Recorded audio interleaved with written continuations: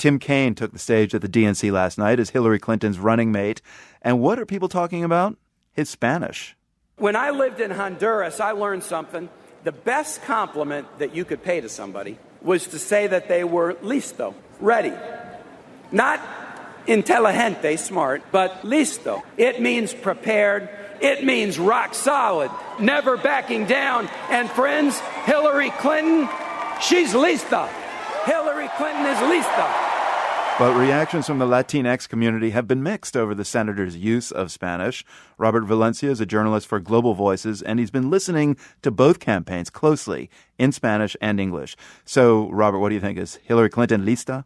Well, she's definitely lista, not in the ready sense of the word, but I think she's very clever. She's very lista because she knows how important the Latino vote is, and that is going to be one of her strategies to defeat Trump. It's no secret that he has alienated the Latino community with his rhetoric. So definitely she is lista. So regardless of how lista Secretary Clinton really is, I mean, reactions from the Latinx community over Tim Kaine's use of Spanish has brought out this term hispandering. It's been floating around the internet a lot this week. Remind us what hispandering means. Hispandering is the portmanteau word of Hispanic and pandering, which, in essence means we're just trying to lure your vote. But, your issues are not really our issues per se. That would be the understanding of the word hispandering. For so many years, the Latino community has expected changes in legislation, particularly under immigration. So it is not enough to have someone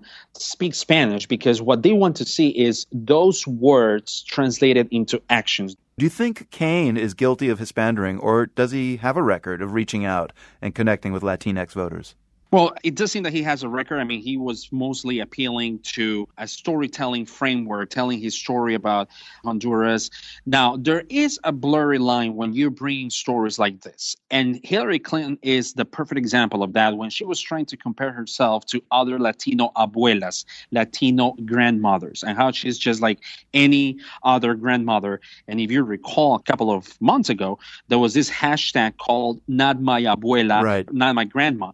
So they had to be careful how they frame this sort of language or this sort of storytelling, because if they're saying that we're like one of you, that's when you're hispandering. That's when you are trying to toe in the line that you don't want to toe in. Spanish was also featured at the Republican convention last week in Cleveland. There was Kentucky State Senator Ralph Alvarado who took the stage and spoke in Spanish.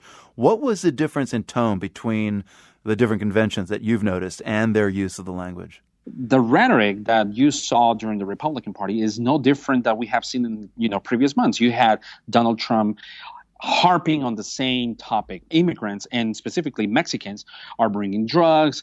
They are causing this mayhem in the United States, etc. You hear the same rhetoric over and over again. So you hear, for example, Latinos para Trump. You actually read the signs, and obviously that sounded like they wanted to buy Latinos. That's exactly how I read in Spanish. Rather than say Latinos working with Trump, but it sounded like it was Latinos working for Trump. That's exactly how I read. So when you have those grammar faux pas in a campaign, obviously it's not going to fall well on Latinos' ears. Yeah, got to get the preposition right, don't you? Exactly. Language and grammar is important in every single language. So 14 weeks ago, before the vote in November, should we expect to hear more Spanish on the campaign trail? And do you think this tactic's going to harm or help Hillary Clinton? You will hear more Spanish, and that's because you know the importance of the Latino vote. If Latinos were a country in the United States, it'll be the 11th largest economy in the world. Wow. So you have this purchasing power that it cannot go unnoticed. And Latinos are becoming citizens by the hour. So you can be sure they're going to go to the polls and vote. Hopefully there will be a big turnout.